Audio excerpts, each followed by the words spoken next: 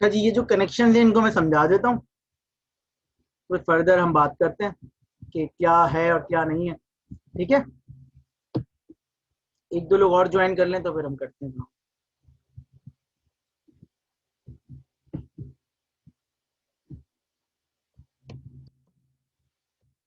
देखिए, ये जो ये पहले वाला करेक्शन है ना, ये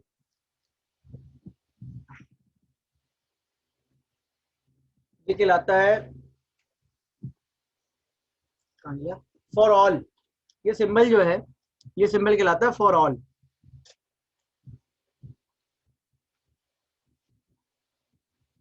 और फॉर ऑल सिंबल जो है वो बेसिकली हमारी हेल्प करता है। इसका मतलब ये होता है फॉर एवरी, फॉर ऑल, ये मतलब होता है। तो आप जो हैं इसको समझ लें पहले सुकून से, फिर जो सवाल है बताइएगा, इंशाल्लाह मैं आपको उसका जवाब दूंगा। और इसको पढ़ने का तरीका क्या है, जैसे सपोज करिए लिखा हुआ है for all x such that x plus x is equal to 2x। Simple सी बात है कि फॉर ऑल एक्स, एक्स की वैल्यू कोई भी हो, डेफिनेटली एक्स को नंबर होना चाहिए। For every x where x is a number, x plus x is equal to 2x। जैसे ये वाली मिसाल दें, for all x such that x is square implies that x is polygon। अब अगर आपको थोड़ा सा मैथ्स का आइडिया हो, तो अगर कोई शेप स्क्वायर होता है तो वो लाजमी पॉलीगॉन होता है, लेकिन अगर पॉलीगॉन होता है तो वो जरूरी नहीं है स्क्वायर हो। तो for all x such that x is square, x is polygon. तो जो भी स्क्वायर होगा उसको हमने एक्स कह दिया। अगर एक्स स्क्वायर है तो एक्स को पॉलीगॉन भी होना है। Is it clear to all of you? ये इंप्लाइज दैट, ये मतलब फॉर ऑल यूज होता है। तो ये देखें, और एग्जाम्पल देता हूँ, everyone at KIIT is smart. तो हमने कैसे लिखा, for all x such that x is at KIIT. देखें, एट कीट लिखा हुआ है ना, तो हमें बताना पड़ेगा प्रेडिकेट के जरिए कि एक्स जो है वो कीट पर है। For all x such that x is at KIIT, मतलब हर बंदा एक्स में आ गया, लेकिन एक्स जो एक्स कीट पर मौजूद है, implies that x is smart. इसका मतलब ये कि एक्स अगर कीट पे होगा तो वो स्मार्ट होगा। अगर कोई बंदा कीट पर है, कीट में है, वो स्मार्ट होगा। अगर वो कीट में नहीं है तब भी वो स्मार्ट हो सकता है और नहीं भी हो सकता। पॉइंट समझ में आ रहा है?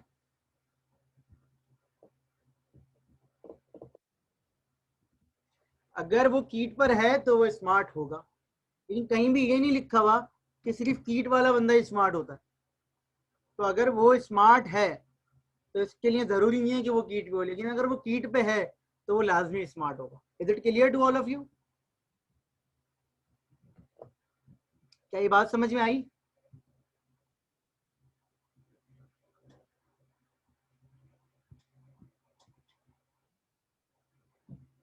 बाकी लोगों की ये बात समझ में आई? तो एक कंफ्यूजन है मुझे ना, मैं आपसे दूर करवाना चाहता हूँ। वो ये है कि सपोज कर लीजिए कि मैं इस स्टेटमेंट को ऐसे लिख रहा हूँ, पूरी वही स्टेटमेंट है मेरी, लेकिन मैं इस स्टेटमेंट को ऐसे लिख रहा हूँ, for all x such that x is at KIIT ना, एट लिख दिया मैंने यहाँ पर।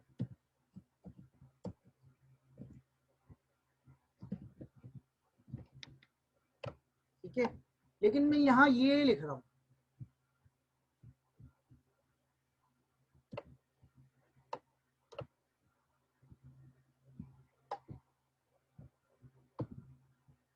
सोच के जवाब देना है। मैंने इम्प्लाइज डेट का साइन हटा के ये वाला ये लगा दिया। क्या मुझे कोई बता सकता है कि इसकी मीनिंग क्या हो गई है इंग्लिश में? जैसे ये लिखा हुआ है ना, everyone that kid is smart, तो मुझे कोई इंग्लिश में इसकी मीनिंग बता सकता है कि इसका मतलब क्या हो गया?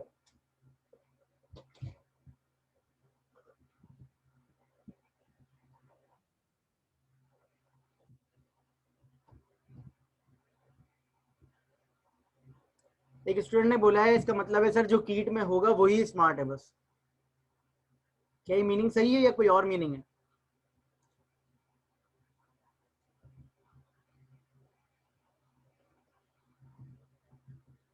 जो कीट में है वही स्मार्ट है बस। क्या ये बात सही है या कुछ और मीनिंग है इसकी आपके ख्याल में? सब स्मार्ट नहीं है, ऑल तो है, लेकिन ऑल में एक कंडीशन लिखी हुई है, एवरीवन, एवरी किडियन इज स्मार्ट। ठीक है, तो देखिए मीनिंग चेंज हो गई। इसका मतलब क्या है? इसका मतलब ये कि फॉर ऑल एक्स, अच्छा देखें, अब थोड़ी देर के लिए आप मेरी बात सुने, सब भूल जाए, ये इसको देखें ब्रैकेट को। एंड लॉजिक कब ट्रू होती है? जब दोनों ट्रू, ऐसा ही है, ऐसा ही है ना, ये एंड लॉजिक है ना। तो सबसे पहले हमने चेक किया भाई एक्स कीट में है या नहीं है। अगर एक्स कीट में होगा तो इसका मतलब है ये कंडीशन ट्रू हो गई। ऐसा ही है, ऐसा ही है। इसमें तीन चीजें हैं, इसमें तीन चीजें हैं देखें, एक ये पूरी चीज और ये दो इंडिविजुअल, ये दोनों इंडिविजुअल पहले चेक करेंगे। अगर ये दोनों इंडिविजुअल ट्रू होंगे तो ये ओवरऑल कंडीशन क्या हो जाएगी? ट्रू हो जाएगी। ऐसा ही है। तो अगर एक्स लीड पर है, हमने चेक किया ट्रू है, अब हम ये देखेंगे क्या एक्स स्मार्ट है। अगर वो स्मार्ट है तो ये कंडीशन क्या रही है? Every one is at KIIT and every one is smart for all x such that x is at KIIT and x is smart. तो अगर ये दोनों कंडीशन ट्रू होंगी तो ट्रू हो जाएगा। तो हमारी मीनिंग गलत हो गई, क्योंकि हमारी एक्चुअल रिक्वायरमेंट क्या थी? हमें कहना था every one eight KIIT is smart. हमने ये नहीं कहा था कि जो भी है वो कीट पर है और वो स्मार्ट है, हमने कहा था जो कीट में है वो स्मार्ट है। तो जरा सी, तो यहाँ जो मेन फोकस है ना, आपको याद रखने वाली बात है वो ये है कि अगर आप यूनिवर्सल क्वांटिफायर यूज कर रहे हैं, ये यूनिवर्सल क्वांटिफायर है, तो उसके साथ टिपिकली ये कनेक्टिव यूज होता है इम्प्लाइज दैट का। अगर आप इस इम्प्लाइज दैट के कनेक्टिव को हटा के एंड कनेक्टिव लगा दें तो मीनिंग चेंज हो जाएगी। ये देखें नेक्स्ट स्लाइड में है भी, ये देखें एवरीवन इज एट कीड and everyone is smart. Is it clear? Typically implies that is the main connective with for all. Is it clear? तो आप ज्यादातर क्या, हमेशा आप ज्यादातर यही कर रहे होते हैं कि यूनिवर्सल क्वांटिफायर के साथ आप इम्प्लाइज दैट लगा रहे होते हैं। अगर आप इम्प्लाइज दैट ना लगाएं और एंड कनेक्टिव लगा दें तो आपकी मीनिंग चेंज हो जाएगी। Is it clear?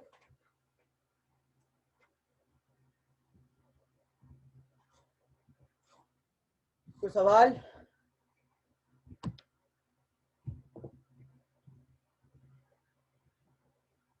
एक और सिंबल है आपके पास जो कहलाता है एग्जिस्टेंशियल क्लास क्वांटिफायर, जिसको आप पढ़ सकते हैं कि भाई उल्टा ई लिखा हुआ है। तो इसका मतलब होता है there exist for some, for at least one, there is one. मतलब कम से कम एक बंदे के लिए यूज हो रहा होता है। वो फॉर ऑल के लिए यूज हो रहा है, कम से कम एक बंदे के लिए, एटलीस्ट एक बंदा तो है।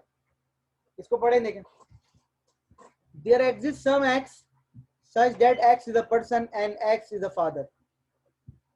कम से कम एक बंदे के लिए कंडीशन ट्रू हो रही है कि एक्स एक आदमी है और एक्स जो है वो अहमद का फादर भी है। In words, there exist some person x who is Ahmad father. तो ये देखें, ये वाली मिसाल, someone at KIIT is smart, someone at KIIT is smart.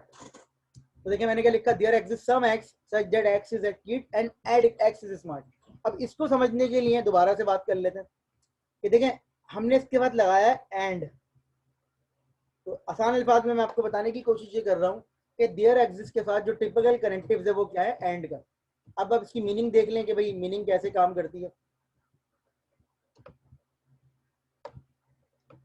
ये दोनों ट्रू, अगर ये कंडीशन आपको ट्रू करनी है तो ये दोनों को ट्रू होना चाहिए। तो एक्स को कीट पे भी होना चाहिए, एक्स को स्मार्ट भी होना चाहिए, क्योंकि आपने यहाँ ये कहा है कि there exist some x. First करें, मैं पहले एक्स की बात करता हूँ। एक्स है, उसका नाम है एबीसी। आपने चेक किया कि एक्स जो है वो एबीसी पर है, ऐसा ही है, एक्स जो है वो एबीसी पर है। आपने चेक किया, इसके अंदर रख के आपका प्रेडिकेट ट्रू हो गया, ए बी सी कॉमा कीट इज ट्रू। ऐसा ही है ना, ये ट्रू हो गया। आपने कहा सर ये तो ट्रू हो रहा है सर। अब आपने जाके चेक किया क्या एक्स स्मार्ट है, तो प्रेडिकेट आपका ये कहता है कि ए बी सी स्मार्ट के अंदर आ ही नहीं रहा, मतलब ये कंडीशन क्या है? फॉल्स है। ये कंडीशन क्या आपकी? फॉल्स है। आपके इन दोनों के बीच में क्या लगा हुआ है? And connective. एक ट्रू एक फॉल्स, कंडीशन ओवरऑल क्या हो जाएगी? फॉल्स हो जाएगी। सही है, कंडीशन ओवरऑल क्या हो जाएगी? फॉल्स हो जाएगी। तो अगर कंडीशन ट्रू करनी है तो दोनों को ट्रू होना है। इसका मतलब है एक्स कीट में भी होना चाहिए और उसको स्मार्ट भी होना चाहिए, कम से कम एक एक्स। क्योंकि आप नेक्स्ट एक्स पे जाएंगे, आप बोलेंगे सर ये तो फॉल्स हो गया, इसका मतलब है ये तो नहीं है, अब दूसरा एक्स ढूंढेंगे तो आपको दूसरा एक्स मिलता है। फर्स्ट करें DEF, ये यहाँ भी ट्रू हो रहा है और यहाँ भी ट्रू हो रहा है, कंडीशन हो गई ट्रू। तो कम से कम एक पे ट्रू होनी चाहिए, ये कम से कम जब तक एक पे ट्रू नहीं होगी हम आगे नहीं बढ़ सकते। Is it clear to all of you? अब फर्ज कर लीजिए कि मैं इसमें इसको हटा के यहाँ पर इम्प्लाइज डेट का साइन लगा रहा हूँ। अब मुझे दोबारा से कोई बताए कि इसकी मीनिंग क्या होगी। अगर मैं एंड कनेक्टिव हटा के इम्प्लाइज डेट का साइन लगा दूँ तो इसकी मीनिंग क्या होगी इंग्लिश में?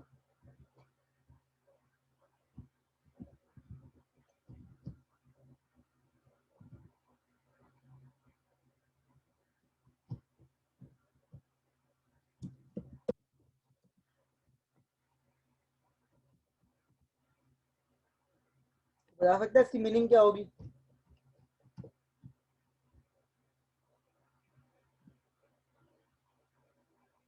जी, एनीवन? अगर मैं इम्प्लाइज डेट का साइन लगा दूं तो इसकी मीनिंग क्या होगी?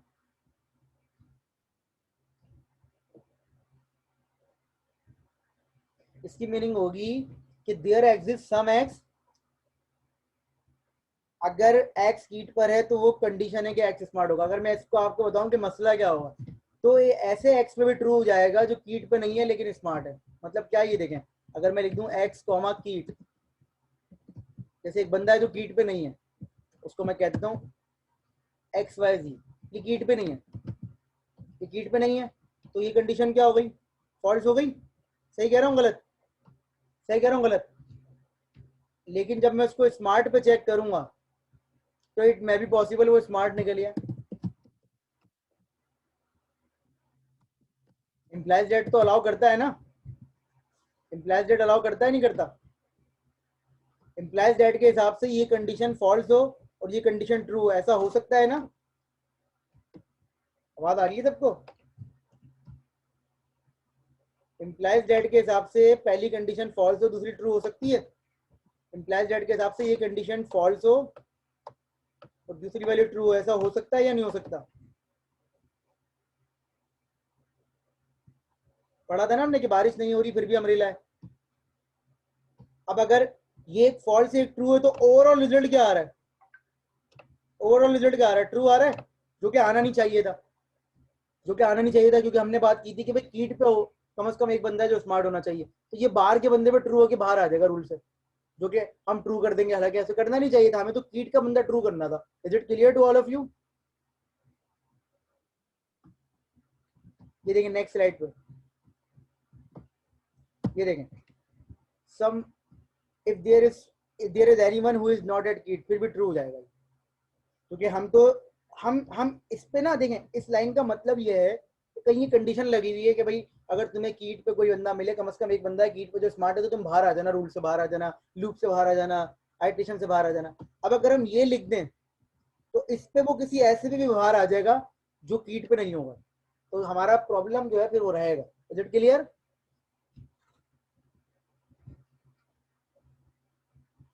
Is it clear?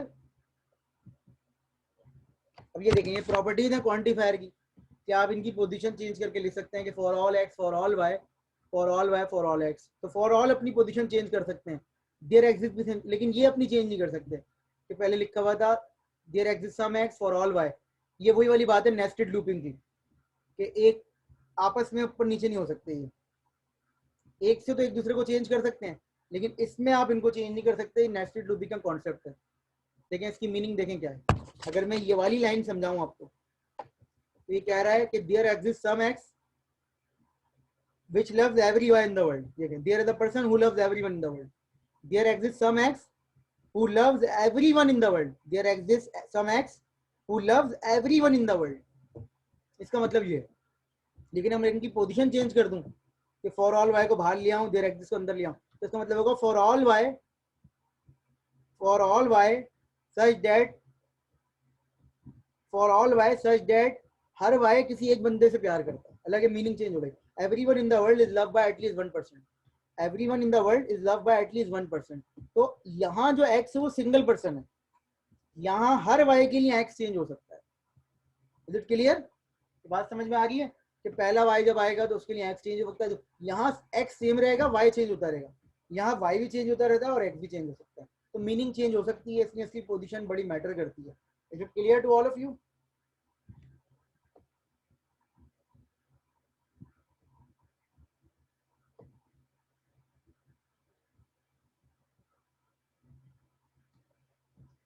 ये क्वांटिफायर की डुअलिटी है कि भाई आप जो है वो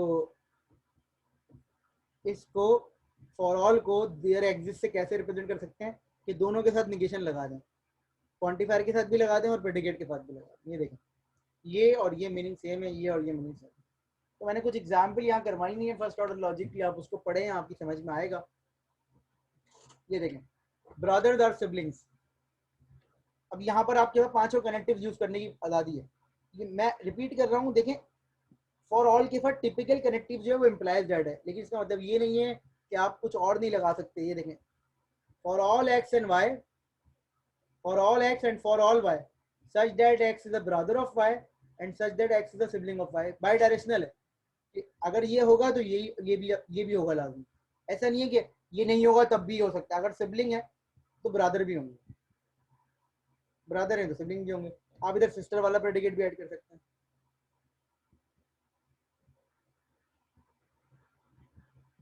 सिबलिंग जो होते हैं सिमेट्रिक होते हैं। सिमेट्रिक का मतलब क्या है कि भाई अगर x is the sibling of y then y is the sibling of x।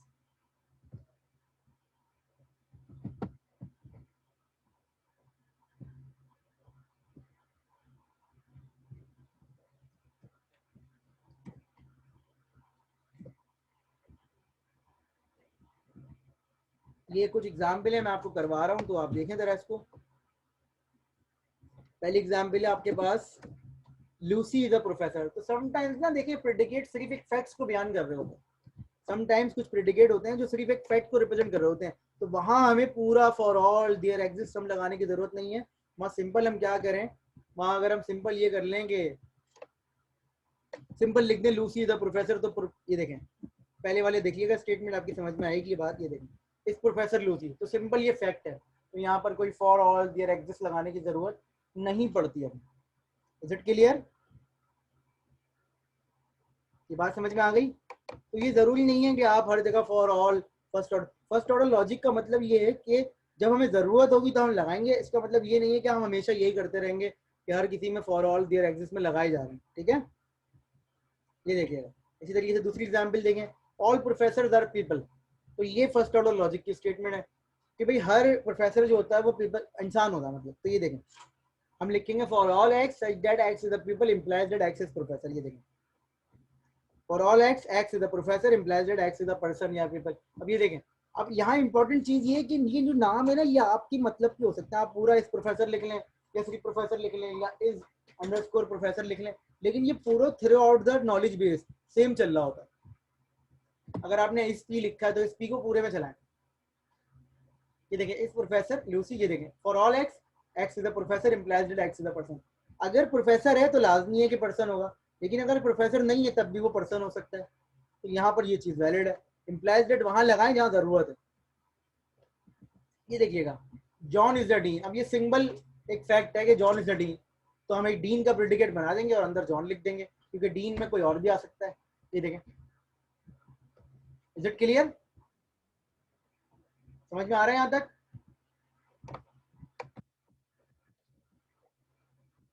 समझ में आ रहा है यहाँ तक? अभी लिखा हुआ डीन दर प्रोफेसर। तो देखिए, पहले तो इसको समझ लें, इस स्टेटमेंट को। डीन होने के लिए प्रोफेसर होना लाजमी, तो अगर एक बंदा डीन है तो वो लाजमी प्रोफेसर होगा।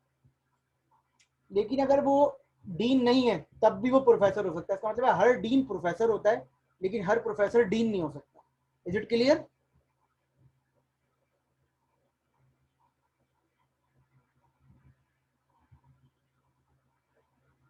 नहीं, ऑल ही लगेगा, ये ऑल ही लगेगा। ये देखें, for all x such that x is a dean implies that x is a professor. For all x such that x is dean implies that x is professor. ठीक है भाई?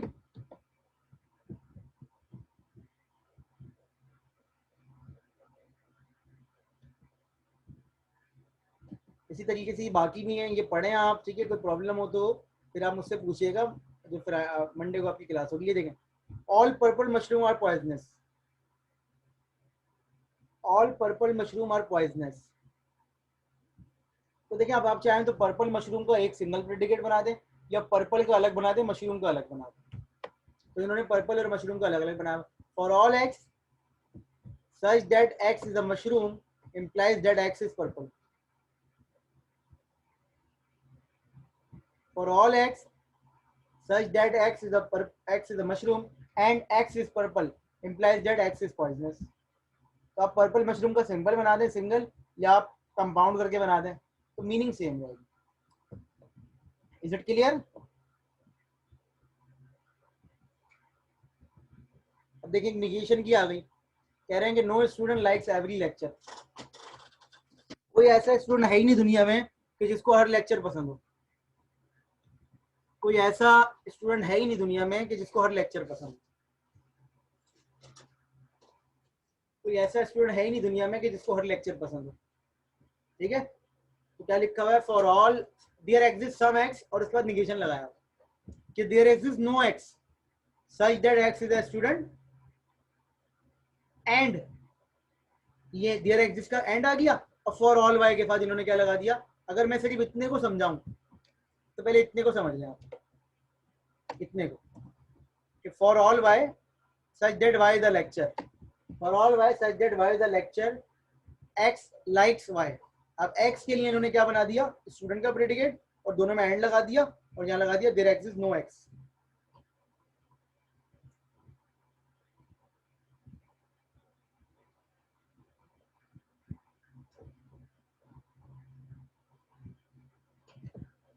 इसी तरीके से देखें, mount Everest is the highest mountain on earth.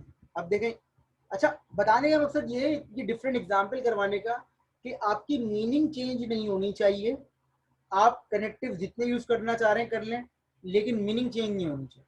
अब ये देखें, इन्होंने कनेक्टिव्स में अलग अलग बनाया, माउंटेन एवरेस्ट हाईएस्ट के लिए अलग बना लिया, और ऑन, लेकिन आप इसको ना सिंपल पैटर्न पे रहेंगे। ऐसा नहीं है कि अगर आप एक स्टोरी कर रहे हैं, नॉलेज बेस कर रहे हैं, तो किसी को कुछ कर रहे हैं, किसी को कुछ कर रहे हैं। मैं आपको एक मिसाल और देता हूँ। ये देख, ये मैंने कुछ, ये देखें, ये हैं कुछ, ऑल स्टूडेंट्स आर स्मार्ट। अब ये पूरी ना, ये सारे कनेक्शन हैं आपस में, स्टूडेंट के हैं, एक नाम है बिल, सिस्टर का प्रेडिकेट है, केमिस्ट्री का है, और इस तरह से ये देखें। तो ऑल स्टूडेंट्स आर स्मार्ट, ये देखें, फॉर एक्स, सॉरी मेल्टा आ गया, for all x such that x is a student implies that x is smart. For all x such that x is a student implies that x is smart. For all x such that x is a student implies that x is smart. ठीक है। इसी तरीके से देखें, there exist a student. तो अब यहाँ पर देयर एग्जिस्ट आ रहा है, लेकिन कुछ कनेक्शन नहीं बन रहा किसी के बाद, तो सिंपल मैंने क्या लिखा? There exist some x such that x is a student. अब ये कह रहे हैं there exist a smart student, यहाँ पर वही there exist such that x is a student and x is smart. तो इस तरीके से आप ये सारे पढ़ें और मुझे बताएं आपको कोई प्रॉब्लम हो इनमें, किसी में समझने में। ये सारे आपको प्रैक्टिस से ही आएंगे। मैं आपको 25, 30, 40 एग्जाम्पल कितनी भी करवा दूं, जब तक आप इसकी खुद प्रैक्टिस नहीं करेंगे, ये आपसे नहीं होगा। अच्छा जी, अभी आपका क्विज है, उससे पहले आपकी अटेंडेंस होगी, फिर क्विज है, और आपको मैंने लास्ट क्लास में बताया था कि आपने रिकॉर्डिंग अपलोड करनी है।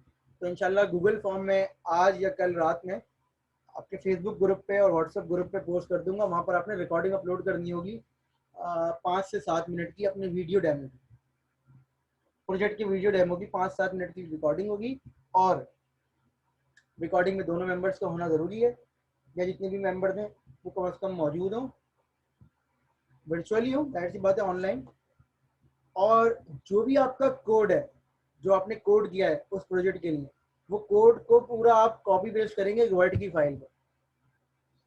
उस पूरे कोड को आप कॉपी पेस्ट करेंगे वर्ड की फाइल पे, जो गूगल फॉर्म में आपको दूंगा उस पर वर्ड की फाइल भी अपलोड होगी और वीडियो भी अपलोड होगी।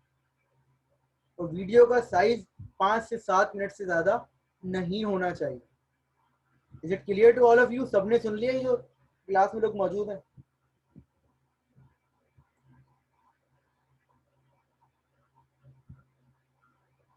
सबने सुन ली मेरी बात?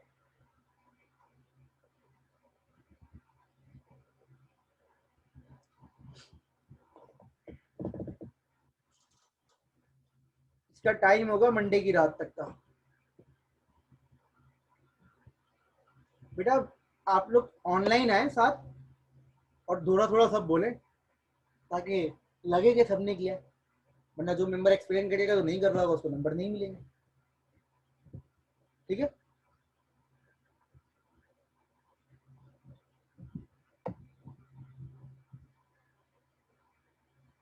कोई कंफ्यूजन है तो बता दीजिए।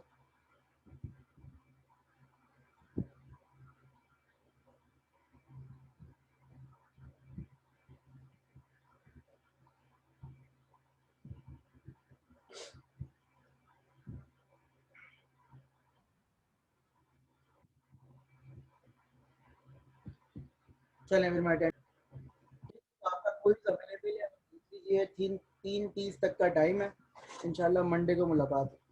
ओके, अल्लाह हाफिज़।